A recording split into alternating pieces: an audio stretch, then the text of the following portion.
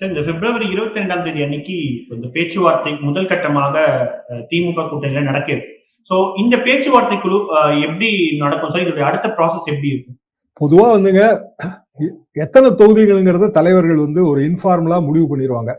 அப்புறம் ஒரு ஒப்பந்தம் மாதிரி இந்த தொகுதிகள் ஒதுக்கப்பட்டன, இத்தனை தொகுதிகள் ஒதுக்கப்பட்டன. அதுக்கு பிறகு இன்னொரு கமிட்டி உட்காரும்.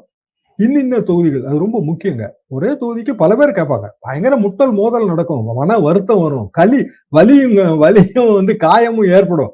இதை தாண்டி தான் அந்த கூட்டணியை நம்ம ஒர்க் அவுட் பண்ணி கொண்டு போக முடியும். சாமானிய விஷயம் கிடையாது.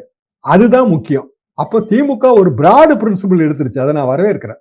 என்ன பிராட் பிரின்சிபிள்ஸ்னா, நீங்க வீக்கா இருந்தா நாங்க பலமா இருக்க தொகுதியில நீங்க எடுத்துக்கங்க. நீங்க வீக்கா இருக்கிற தொகுதியில நாங்க நிக்கிறோம். இதானுங்க சவால். நான் வந்து வலிமையா இருக்கேன். அந்த தொகுதியில நீ நிக்க முடியாது. நான் தான் நிப்பேன்னு சொல்லலையே. நீங்க வந்து வலிமை இல்லாம இருக்கீங்க. தோற்றக்கூடாது கூட்டணி.